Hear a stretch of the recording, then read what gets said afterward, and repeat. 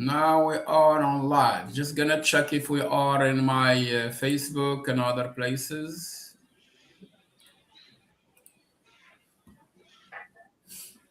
If it's connected for real. Not yet.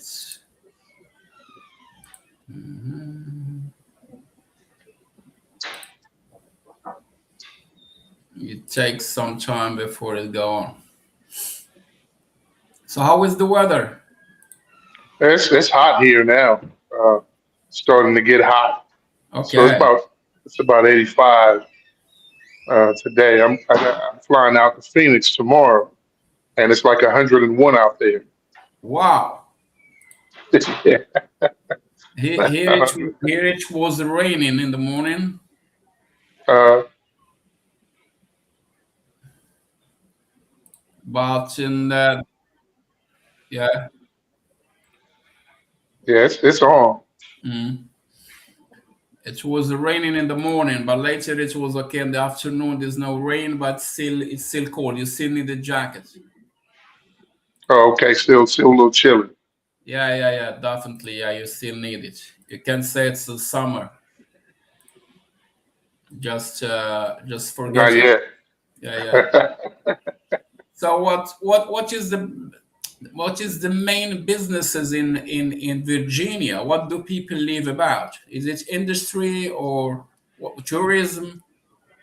Well, it's kind of a combination depending on what area of Virginia, like in Northern Virginia and in Norfolk area, you got a lot of Mhm. military.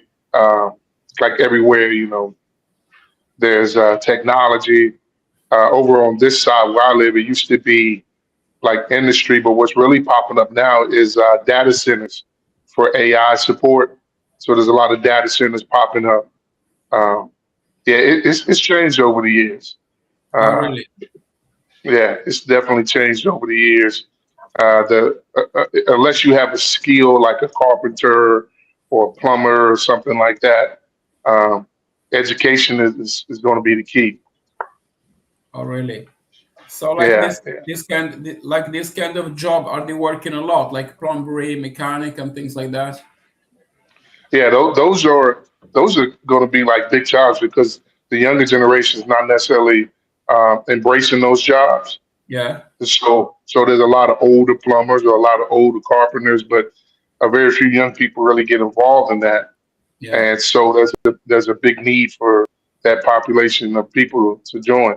So I mean, social work, law enforcement is always going to be there, but in many places they're having problems recruiting law enforcement because of the Oh, nature of what's going on, in the country. but law enforcement in your country, I believe it's like a tough job because nearly everyone has a gun. You know, because Well, that's true. yeah, and that's That's what that's true. And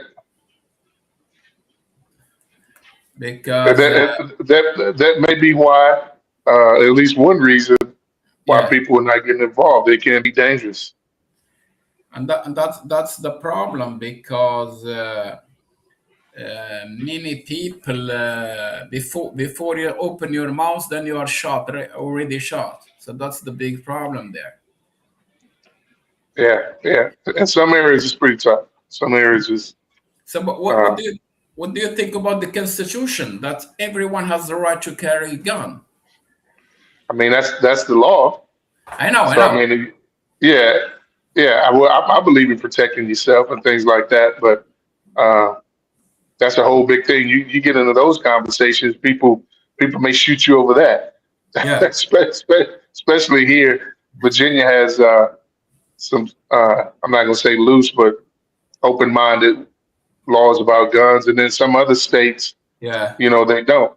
But I'm So kind of fine with. I don't really have much of a strong opinion on whether you should or shouldn't. I think it's a right, and if you should, but the issue is those individuals with these things we have now where they can create guns through mm, 3D printing.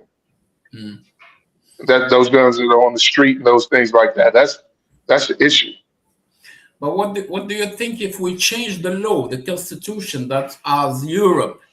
It's not that anyone can has a gun or like a permit for having a gun or a rifle or whatever. You think the crimes will go down? What that in Europe, if anyone could have a gun in Europe, if they loosen the laws in Europe, I, Yeah, I don't know. I don't think they would. I don't think they would because they have guns now illegally, right? yeah, no, of course.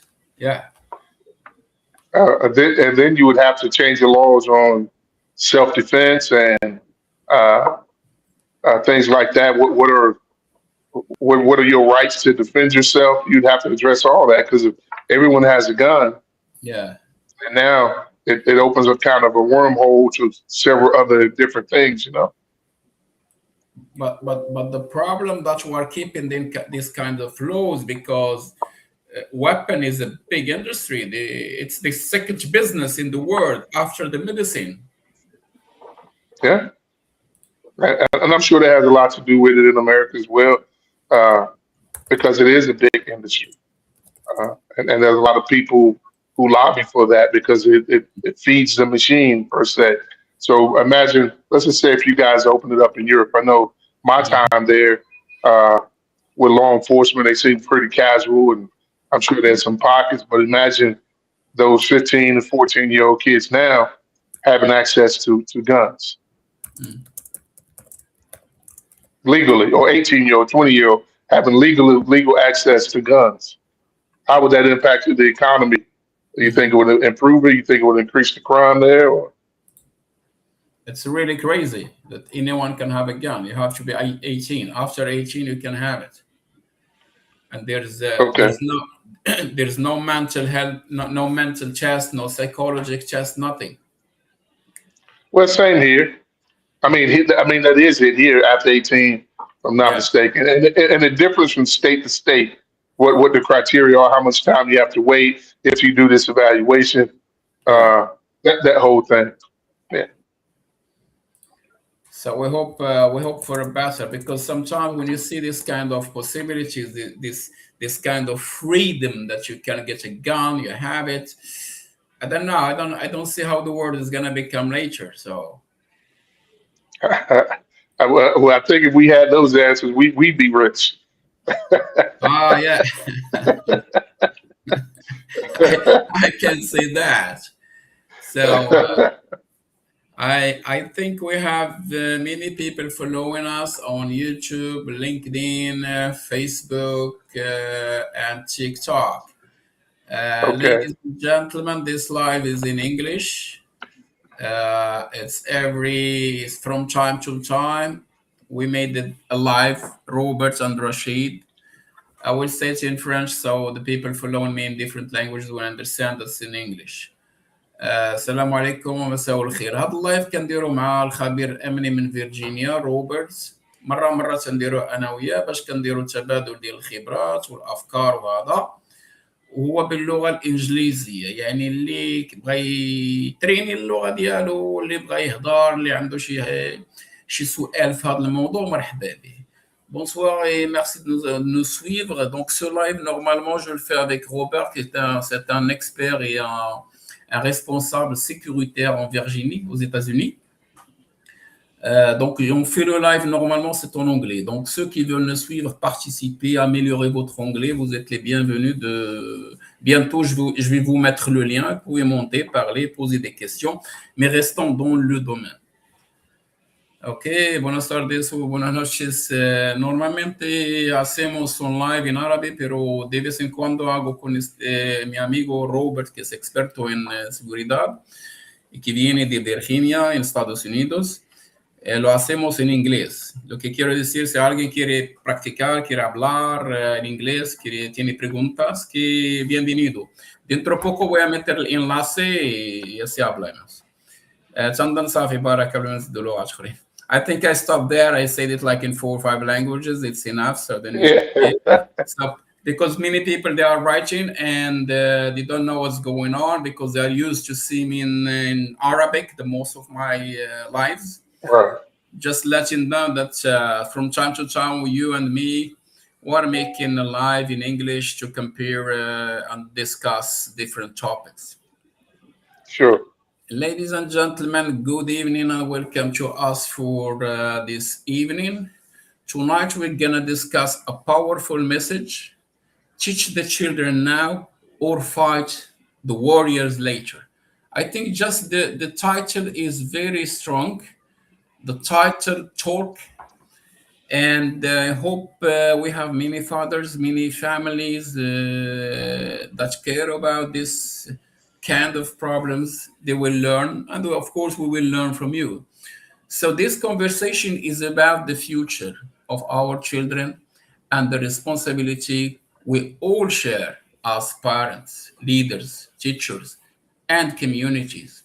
From Sweden to the United States, many young people are growing up facing pressure, violence, confusion, and the lack of guidance. The question is simply, do we invest in them early with love, discipline, education, and mentorship, or wait until society must deal with them deal with the consequences later? So tonight, together with our special guest Robert from the United States, we will explore how we can build stronger children, safer community, and a better future for the next generation. And every live we make together, you will find it later on, which will stay on Facebook and YouTube. So that's what I have to say. And now we can begin our live with the first question to discuss. What does teach the children now or fight the warrior later means to you, my friend? Well, that young child is going to grow up, so you have to invest in that young Yeah. child that they can be the best person. We want to raise good people, good citizens, good humans. If you don't invest in whatever that child needs, then someone else is going to invest in them, whether it's the criminality, whether it's the street, whether it's someone else. They're going to invest in them and they're going to raise a warrior that fights against the community, warrior fights against the police, and a warrior that fights against the society and Yeah. family. So either you invest positively and make those investments in education and mentorship and other resources, or you can make that investment in prisons, more police officers, all those things. So that to me, that's what that really means. Uh, what investment makes more sense?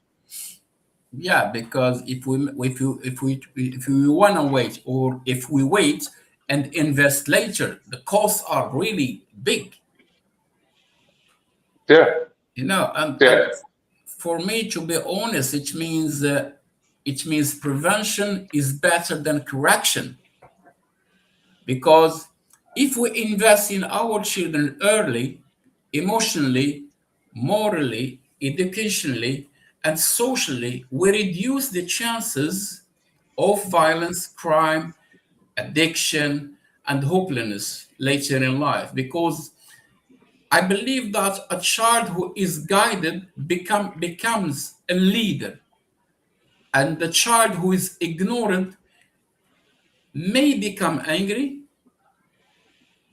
Angry at what? Angry at society, and become a Hmm. follower. And anyone will decide instead of him. And the follower, anyone give him away or smile to him, he will believe them.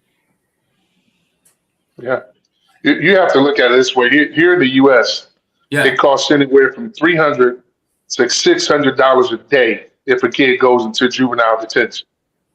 The same, more or less the same here, and sometimes we can say from $800 up. It depends if Wow. Yeah, it depends if the kids got like some sickness, psychological problems. It will cost you, maybe it can go up to $1,400, which is 14,000 Swedish crowns, and too much money. It costs you millions, millions of Swedish crowns, maybe dollars too later, because we Yeah. could have put this money earlier, less money, and earlier to prevent this kind of crimes or whatever or problems. But that's how we have it. Yeah. So you're talking about really for 1 year in U.S. dollars, maybe 200 up to $200,000 for 1 year to keep a kid locked up. That Yeah, that's the Ivy League education. That is the best education you can get in the USA for $200,000 a year. yeah, But we take that money, we put it towards incarceration. Imagine taking that money and developing programs or systems for a mhm, young person at 5 years old or 8 years old. There's a statistic or a kind of a known thing that in yeah, the U.S. We base our prisons, whether we build our prisons based on how children perform in the third grade. That's how and early they assume. yeah, because a kid is behind the bar that you lock. What you're gonna get later? You think you're gonna get a better one? I don't think so. You make a better criminal. Yeah, you I can make, work. yeah, I worked in detention centers with youth, and I watch kids who come in for the first time who are yeah, afraid, but if they stay there too long, I would always think, well, if he gets 2 or 3 days, he'll be afraid and he may not come back. But if you take that kid and he stays in there about 2 weeks and he gets comfortable, you're making a better criminal. yeah, exactly. So like sending them to a crime school. If we Exactly. say that, Exactly. is Exactly. that You learn about where the drugs are in your city. You learn about how to commit better crimes. You learn how to deal with get exactly? away with crimes. Yeah, all that. And when you get out after that, where you go? You go to this friend they have been with you, and the most of them they keep on going in crimes. They won't take care of you. Then you're hooked Exactly. for life. But what are the biggest challenges facing children today in United States? Connecting to resources. Okay. And when I talk about youth, I'm talking about youth who uh, marginalized or under-resourced youth who may not have access to these things for whatever reason, right? Yeah. Um, talking about so it's going to be getting to those resources. I think many people make the mistake of thinking just because we provide a resource that Mhm. these young people should go to that resource, but there's a lot of tangibles that go along with that. If I don't trust you, I'm not taking anything from you. Yeah. I don't That's believe in you. The trauma from systemic bias and racism has caused me not to take advantage of these um, opportunities. So one of the big things is just how do we breach that connection between the population of youth or individuals who need these services and the services in an equitable manner. That's one of the things I saw or I talked to people when I was there visiting with you guys is yeah. that the individuals who move into the country and they have to kind of assimilate, they're not, and so they're not getting all the services. So then they get involved in crime. Yeah. So But yes, same process. yeah, that's really crazy because in Sweden concerns include gang recruitment, identity, struggles among immigrant youth, loneliness, absent father, and social Yeah, fragmentation. Because in my last book about crimes, I found that many young people, the first biggest problem is that absent father. The father is not there. yeah, They gone yeah. somewhere, they changed the country, they are divorced. And even if some fathers are home, they are not fathers. They are not doing what they have to do. They are not doing their job home. So that's the Right. problem. That's So a major problem. Major problem here as well. I think is I want to say 50% of households are run without a father. Uh, so that is the issue because you don't have that strength, that mentor, yeah, that guidance for a young man. yes. But how talking about the father, how important is the role of a father, of fathers and the male role models? What do you think? It's very important. Uh, Yeah, who teaches you how to be a man if you've never seen a man? It's almost exactly. trying to be something without a playbook.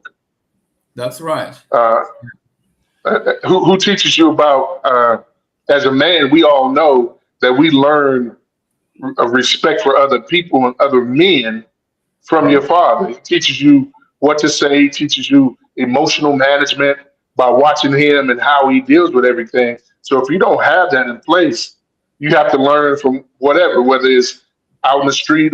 If you don't have a mentor, you don't have another strong family member.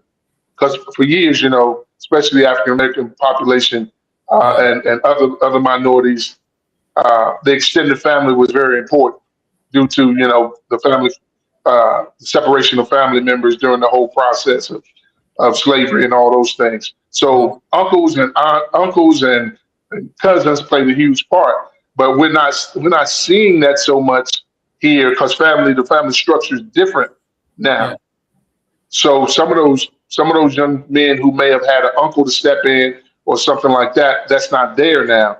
So if you don't have good, strong mentors or programs that can reach those individuals, then the other solution for them is going to be the individuals in the street, and many times gangs or community groups or things like that. that's right. Because personally, I see that it's extremely important. And I know that studies and community experiences in both Sweden and the US and the United States, they show that children benefit greatly from the stable role models, fathers Mhm. or mentors. If you don't have the father, you have the mentor.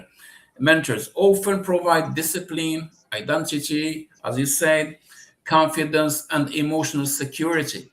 Because when a positive male guidance is missing, many children seek identity elsewhere, sometimes in gangs or destructive environments, because where they will find it if it's not home. Exactly. So, but if we see schools, are schools doing enough to prepare children for life? What do you think? Well, I can speak from the schools. I've been connected with. There are Mhm. some schools in bigger cities who have found the key, I would say, to connecting with young people, Yeah, and they have relevant programs.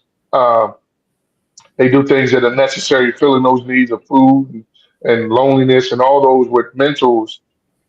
So I think they can do as much as they can.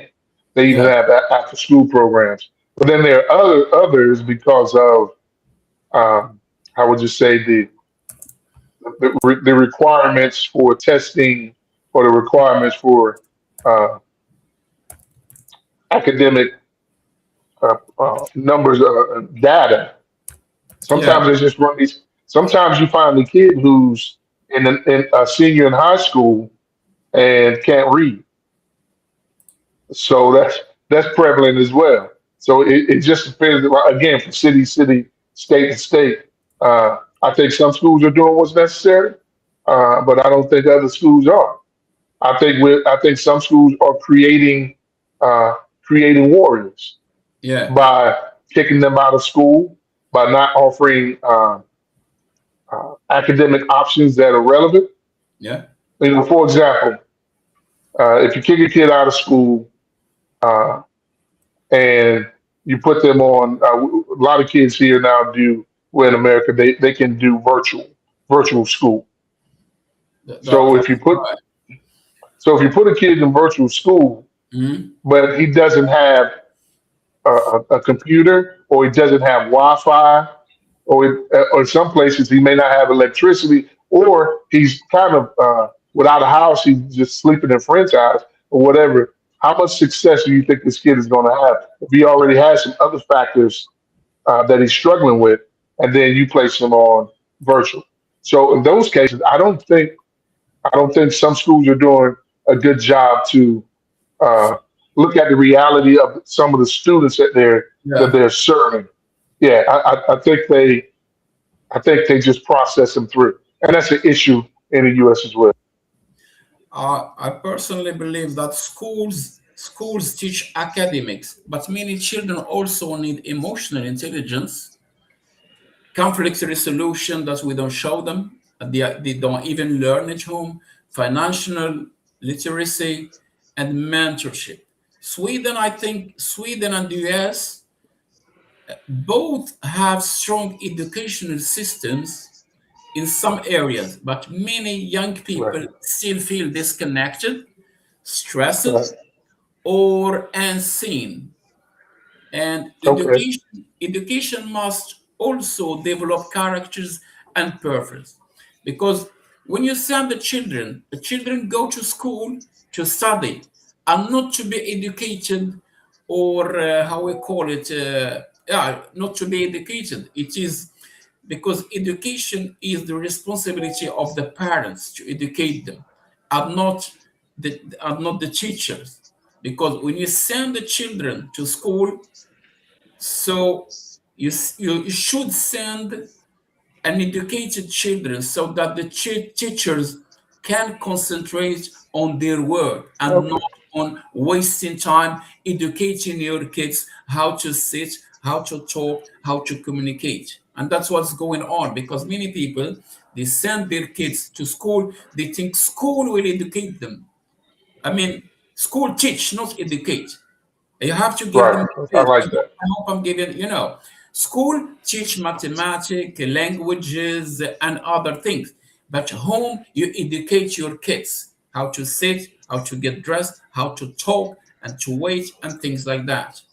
Because when you send your kids to school, the kids should be like the ambassadors of their home. They show how we are home. Mm, Because if I see a I kid agree. who is not in the, because when I see a kid in the street, how they talk, if they talk good, say, oh, okay, the parents, they did a good job.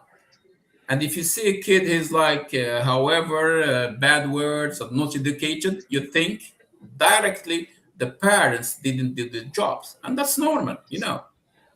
Mm, it's That's how no. I see it. What did you think about this point? Well, I think you, there's truth to that. I Yeah, think that I think here that family, like I talked about earlier, that family unit is so far gone in many of the homes, and that I like that. I like that part where you said families educate and schools should teach. yeah, That is a very powerful statement, and it is a true statement yeah, because I remember even, and every generation is different, but I remember growing up that my mother taught me etiquette or educated me on how to act in school. And kids are going to be kids; they're going to be mischievous or whatever. But the basic principles of respecting teachers and what the purpose of going to school was to be taught certain things. yeah. But you're right. The parents should educate them how to maneuver in social settings And at a very young age and at home. Yeah, right, and the job of the parents. I mean, the school got a job, or the teachers got a job, and the parents got a job. So when your kids are in school, school is the boss. I believe in that. right, School is the boss. Home, you are the boss. But so that it's normally it should like a collaboration between school and the parents, so that the right. school can do their job. And if you want the school to do your job, their job, you have to do your job home. Send me a kid who can sit in his place, not like running, going, talking, bringing the phone, coming late, speaking very loud or speaking very bad to the teacher. Respect. I will never Right. accept it. It's, I mean, a kid like shouting on the teacher. It doesn't exist. So how is it in Sweden? Is that improved or had it become worse? The Well, teachers, the youth behavior. to be honest, it's getting worse because many people, many youth are respectless for the teachers. No respect. That's how the situation is now. But if the kids or the youth or students are they don't have respect for the teacher because the parents didn't do the job. To be honest, I go always to the parents. When the parents do the right job home, the how we call it the teacher can't concentrate with their job. because you can't send the kids however, and you think the teacher will educate them and will teach them at the same time. Oh, it doesn't work like that. And we are living in a world that is, it's a crazy world, you know. Yeah. It's not 60s, the 70s, or the 80s, or the 90s. So the end of the 90s, the world start changing. Even the oxygen we are taking inside our breast is changing. I don't know what is in it, because many young people or the youth, they are like angry. They're just so aggressive. Some you can't even talk to them. You can't communicate. So I don't know what's happening with them. And the Wow. parents, That's the most of the parents or many parents are like stressed, working, going out to work before the kids they wake up, and coming back home late in the evening, their kids are, they are already home. So when are you gonna educate? And the right. worst of the, sorry, No, go ahead. the worst of the thing, when there are like two people, like the father and the mother, and maybe two or three kids, no one can think that how the situation is now all over the world. Kids need time, so one of them can like stop working, stop, or 50% work, 50%. So when the kids come back from school, you go out with them, not before them to work. You go out together at the same time, and you come back when they finish school, you are home. Then you start education. Because if you throw them to school all the day, or computers, or to friends, what are you gonna do in the evening? Just gonna quick food and that's it. Hey, go to bed. Good night. Who's gonna So, educate them? so, Game. so, I'm thinking with my American mind. Yeah. So in that scenario, because here, well, everywhere there's a lot of poverty. So what you're saying is the need to survive, the economy, which causes two parents to work, impacts the behavior and the rise in crime of the kid.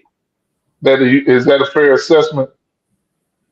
No, that's right what you say. Exactly. That's the message I want to say. Economy, running after economy is destroying the world, is destroying the, how I call it, the heart of the earth. And the heart of earth is the family together, united. Right. Now we are like putting a bomb inside and exploding everything. That's what's going on now. And many people, they are going in this stress, in this action, in economy, running after money. And look, believe me, from my experience, you can live with half of the money that you have. You can live with it. You just start, and the more you make money, more you are throwing, more you are spending. Yeah. You Yeah. could, you run after money, and one day you wake up, your kids, they are already old, and you can't communicate with them. You don't know them because you never have been home. Mm. You see. But one thing about something else is destroying our world is what we call social media. How has social media changed childhood? Because for a long time there's no phone, there's no internet, there's no Wi-Fi, no shit social media, if I can say that. Yeah. So social media gives you unlimited information without any understanding. Yeah. So you can get all the information you want and really not have any knowledge of life, understanding what that means, and all these things. And so everything looks fun because it's so much. It's just so much information. It's. I think they become overwhelmed in many ways, trying to consume everything that they have access to. That's really crazy because social media, I mean, has created the constant comparison, or comparison, we call it, pressure and exposure to unhealthy influences, because many children now grow up seeking validation online Right. instead of building real life confidence and relationship. And in both Sweden and America, young people struggling uh, struggle, I will say, struggle with anxiety, cyberbullying, unrealistic Hmm. expectations, and addiction to screens. And many of them, if it's not all, are like running after like. Someone will put Yeah. like, I like your video, I like your message. That's a bullshit. I put things too in social media, but I'm not expecting, I don't need this like, because Right. this like, it doesn't change nothing in my day, nothing in my life. I'm sending a message, take it or leave it. I get one like or 1,000 like or 1 million like. It doesn't change nothing. It's like I'm gone to next, because I sometimes I never go back to see what's happened with what I put on my social media, because I'm not addicted. I will never be addicted, but I'm not looking for like. And this like can bring lots of problems sometimes, because with dislike, someone put like, you open the door and from there, ah, thank you, ah, you're welcome, then we start discussing, then we end up in something else. I don't know, I hope the Yeah. message uh, you know. No, what you're absolutely right. It leads to a lot of different things, and then kind of going back to what we were talking about. You Mhm. know, here in the U.S. and I know Sweden, talking to some of the folks over there, Yeah, kids are being recruited into gangs of criminality through social media. And it yeah, can start as simple as a like, and then you start talking. I like the shirt you have, or I like the shoes you have. How did you get that? And they start talking. The next thing you know, a kid's involved in something that makes him look cool when he's putting it on social media. yeah. But it's a pathway to destruction. But yeah, the research has shown that those likes or the ping of the phone is Mhm. addictive. It makes you feel good when those things happen. So young Yeah, people aren't ready for all that. that's really crazy, because sometimes you find because who is the model for the kids? It's us, it's the parents, it's the adults, Right, mentors. The problem are sometimes that some parents, they need parents, another parents to educate them. They need education, because they are worse than their kids in like social media. The whole yeah, day, the whole day on social media. So, and who, and sometimes when you see this problem, you can put some questions. Who gives to these kids a phone? Who gave them internet? It's the parents. right, Sometimes you just give, like a delivery. What do you want? This, here. Just keep me peace. Don't break my head. You don't want a headache, you know. right, But, right.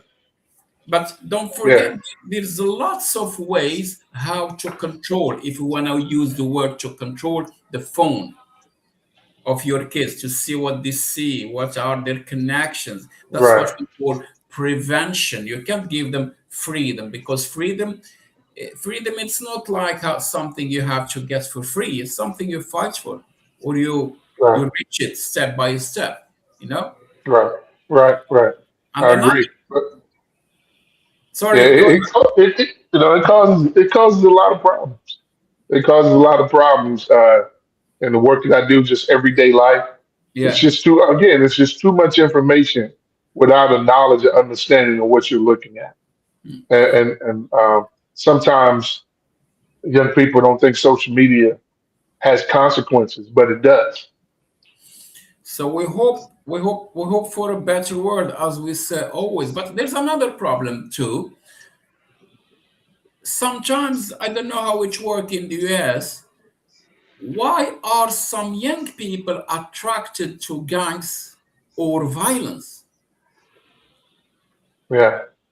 Like I said, just there's a lot of different ways. I kind of address it in Yeah, a ecosystem holistic way, because it's not one thing. It's not just poverty, because you have rich kids or kids with two parents who get involved in gangs. So it has to be something uh, something they feel they're missing. But you can't just, okay, if I give them that, then that's going to solve the problem.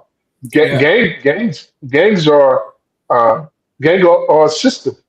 Gangs are an ecosystem that provides a young person everything that they think they want. They can provide fame, money, some level of success.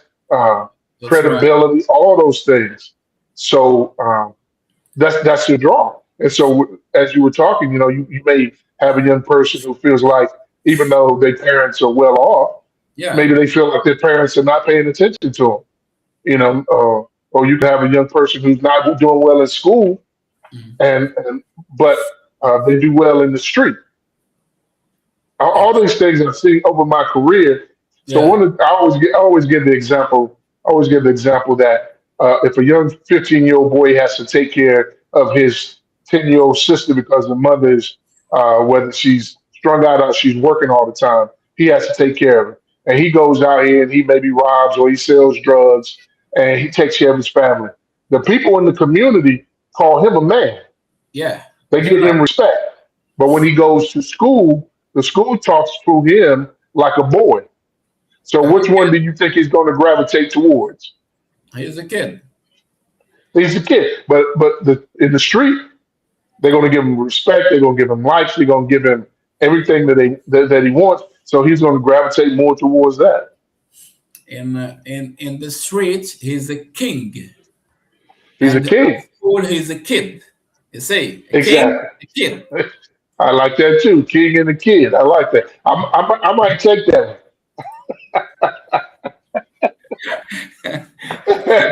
Good. I'm taking many things from you too, of course. Of course, of course. So if I stay in that point about why are some people, some young people, attracted to gang, I say because often because of gangs offer something missing home or in society as we can say belonging, protection, Mhm. identity, respect, and money. Money is the last step, but money has something to do. Unfortunately, so we hope for a better future, as I say always. But what can communities do to help children before problems begin? They have to invest in them at a very young age. I'm talking about 3 years old. With programs. I think they have programs like Head Start here and things like that. But as a country, you have to invest in the very beginning. When you see there may be whether it is a father not in the home or whether there's poverty or individuals having to work or anything of that nature that leads these factors that people say lead up to gang involvement. We have to address those on every level, from elementary to middle school to high school. Every level has to be addressed and invest, not just talk about it. And I think cities, and this is just my opinion, I think cities should invest in young people just as much as they invest in economic development, just as much as they invest in the police department because if you can foster a generation of young people who feel like they have a sense of wholeness and they're not gravitating towards gangs, then you're going to improve the city and there's going to be less crime. That's right. Definitely. But communities can too like create mentorship programs like sports activities, art Yeah, programs, after school centers. They are needed. Parenting yeah, support because many parents need support how to handle because many parents don't have the tools to talk, right. discuss conflict. They don't have the tools for conflict with the kids, you know. I would agree. U.S. has a lot of that, a lot of those things in certain places, but then we go all the way back to the trust.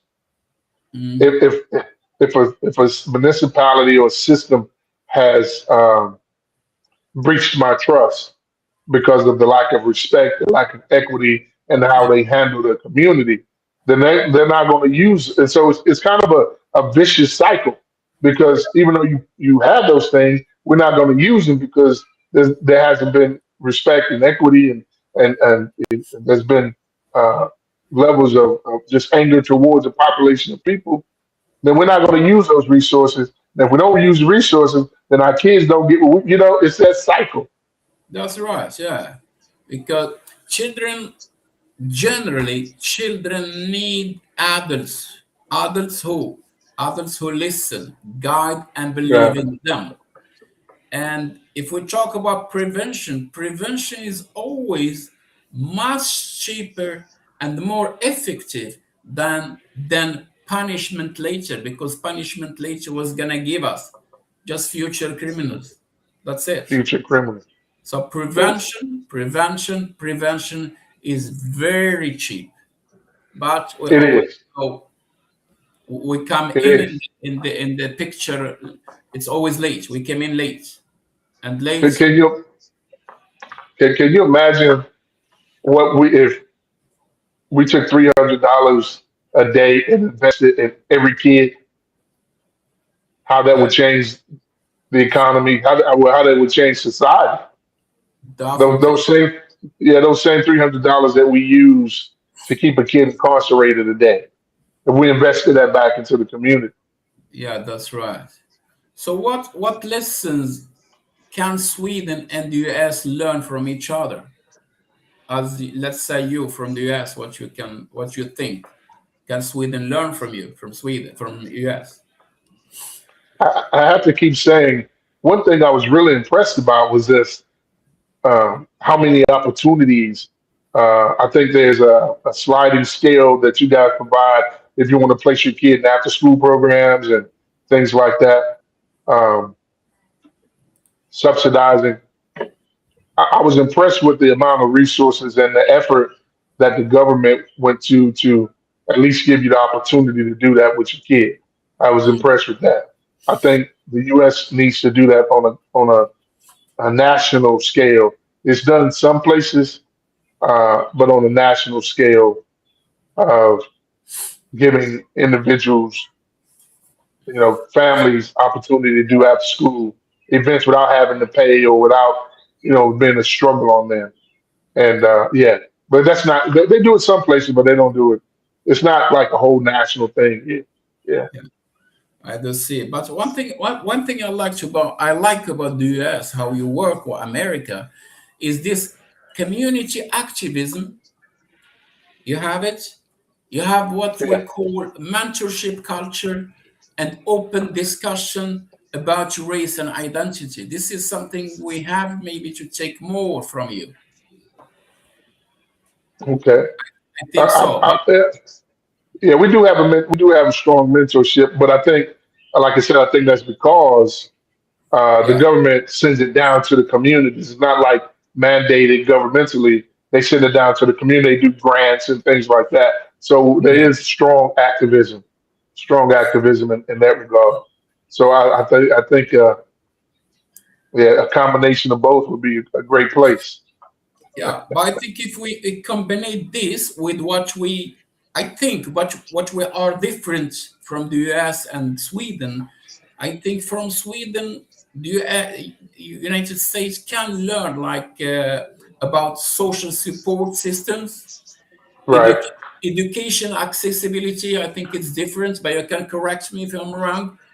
And rehabilitation focused on approaches.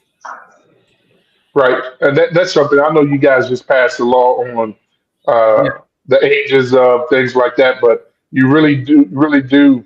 Rehabilitation is really strong, especially for young people and giving people opportunity because education is free. I think what the university is free, right? yeah. Of course, Yeah, all the education for free. yeah. So on that level, those things, yeah, that is some things I really admired about that. That really kind of blew me away, and how school is Yeah, orchestrated. Yeah, it's for free. I will tell you a story. I don't know because we're friends. I don't know if I told you a story before talking about education. Before ending up in Sweden, I used to live in Ibiza, in Spain, an island there. And in my city, it's called Kenitra, next to the Rabat, the Moroccan capital. It's about 20 minutes.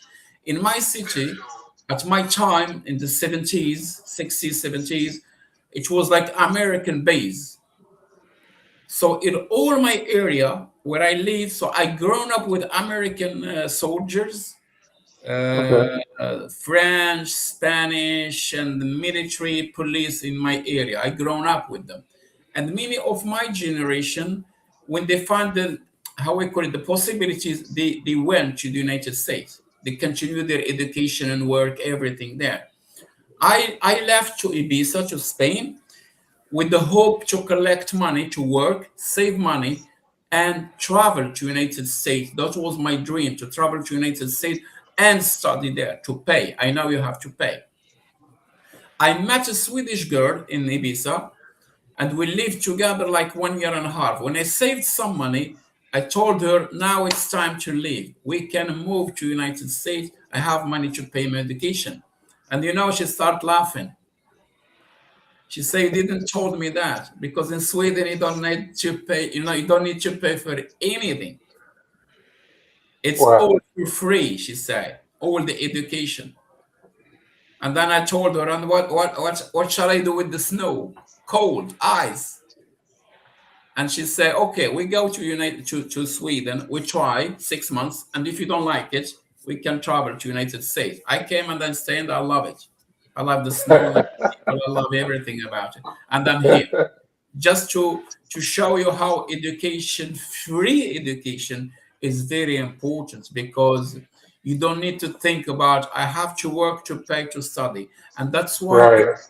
that's why many people in many countries, they don't they start working and they spend their life working. They don't think about suffering a couple of years, saving some money, go to get some more education to get another level of money, of life, and things like that.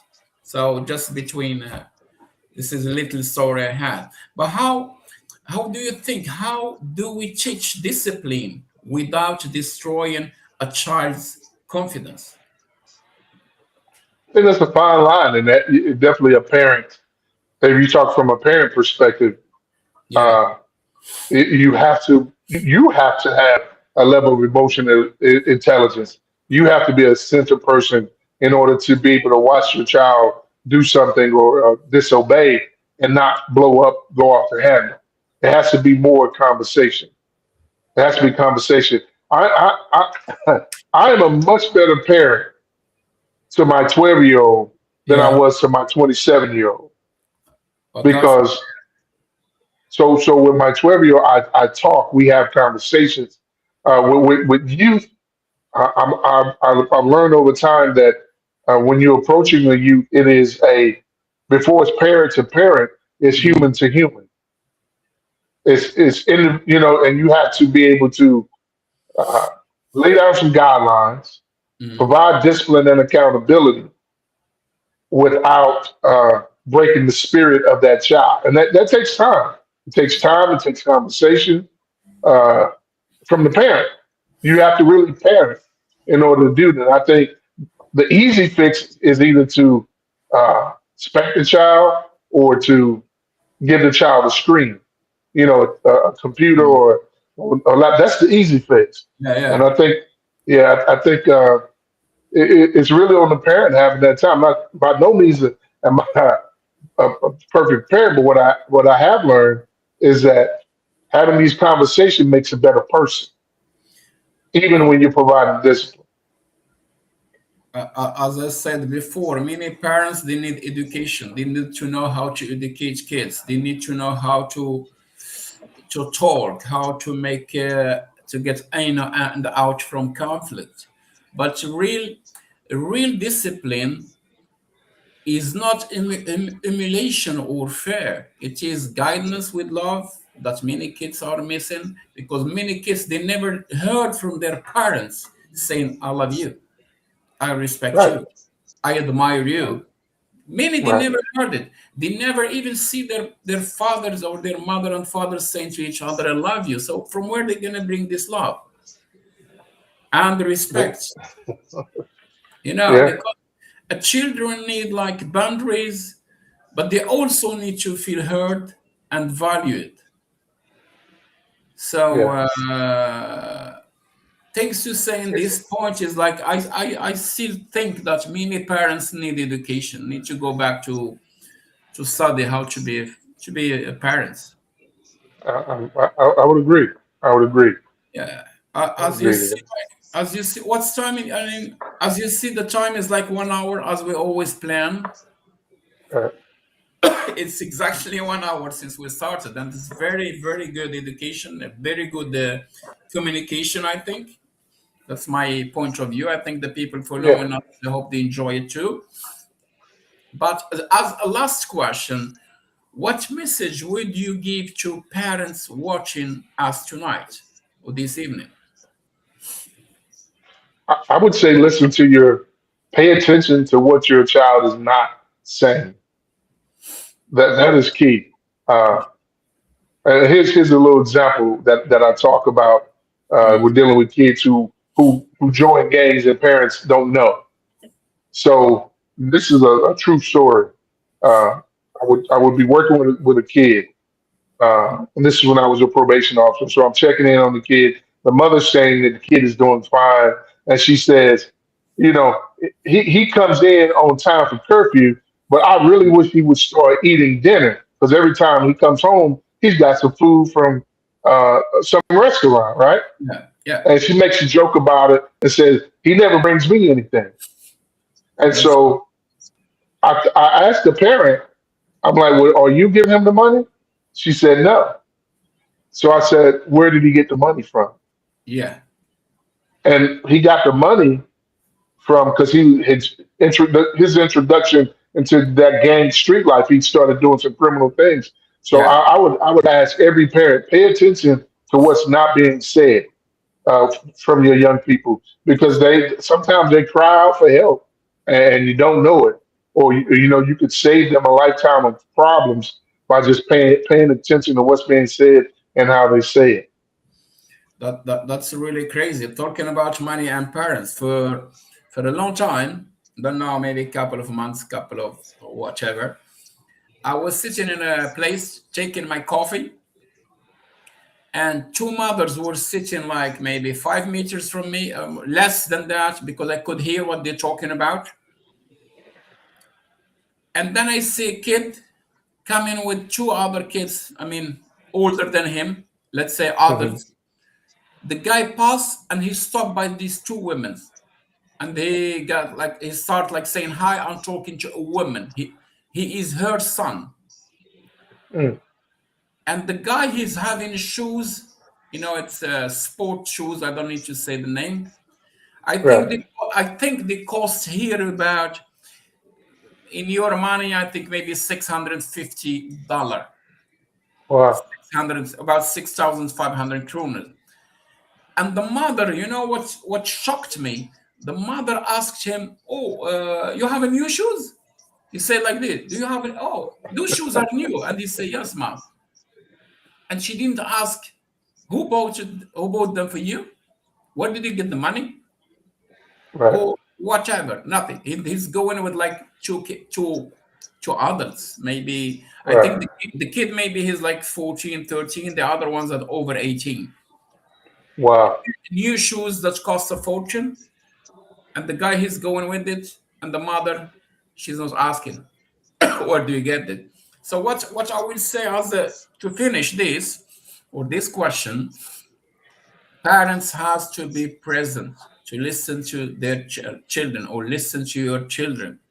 Teach them the values early, and insist in these values. Respect the people. Doesn't matter where they come from, their colors, their level in the society, what they do, their religion. Teach them on that. It's very important. Another most important thing is spend time with them, because many people, as I said before, they go out before the kids wake up and they come back home when they are already home in the evening. So which quality of time you will have with them? There's no quality.